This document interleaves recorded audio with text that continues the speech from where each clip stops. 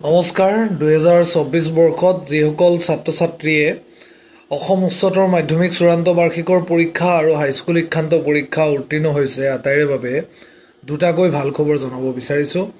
বিশেষকৈ হাইস্কুল শিক্ষান্ত পৰীক্ষা উত্তীৰ্ণসকলৰ বাবে আনন্দৰাম বৰুৱা এৱাৰ্ড সম্পৰ্কত আৰু উচ্চতৰ মাধ্যমিক চূড়ান্ত বাৰ্ষিকৰ পৰীক্ষাত উত্তীৰ্ণসকলৰ বাবে যে স্কুটি ডিস্ট্ৰিবিউট কৰে অসম চৰকাৰৰ ফালৰ পৰা প্ৰজ্ঞা ভাৰতী স্কিমৰ ওপৰত।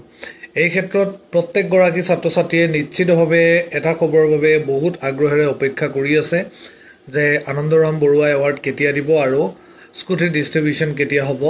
এই সম্পৰ্কত অসমৰ সন্মানীয় মুখ্যমন্ত্ৰী ডক্টৰ হিমন্ত বিশ্ব শৰ্মাদেৱে শেহতীয়াভাৱে ক্লিয়াৰলি স্পষ্টভাৱে এই কথাখিনি উল্লেখ কৰিছে যে কেতিয়ালৈকে স্কুটি ডিস্ট্ৰিবিউট কৰা হ'ব আৰু সেয়েহে মই এই ভিডিঅ'টোত ডাইৰেক্টলি তেখেতৰ ভাষ্যখিনি শুনাই দিব বিচাৰিছো আৰু যিসকল ষ্টুডেণ্টে ভিডিঅ'টো চাই আছে যিমান পৰা আগলৈ শ্বেয়াৰ কৰি দিবা।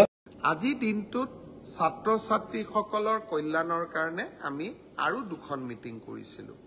আমি প্ৰত্যেক বছৰে আনন্দৰাম বৰুৱা বঁটা দিওঁ উচ্চ মাধ্যমিক পৰীক্ষাত ভাল ৰিজাল্ট কৰা ষ্টুডেণ্টসকলক আৰু হায়াৰ ছেকেণ্ডাৰী ছোৱালীসকলক ফাৰ্ষ্ট ডিভিজন পালে আৰু ষ্টাৰ পালে ল'ৰাসকলক আমি স্কুটি দিওঁ। এই দুইখন আঁচনিৰ সুবিধা আমি যাতে 30 নৱেম্বৰৰ আগতে ছাত্ৰ ছাত্ৰীসকলক দিব পাৰোঁ তাৰ বাবে আজি আমি আৰু দুখন মিটিং কৰিছিলোঁ। মই ভাবোঁ যে 30 নৱেম্বৰৰ আগতে আমি দুইখন আঁচনিৰ সুবিধা ছাত্ৰ ছাত্ৰীসকলক দিব পাৰিম।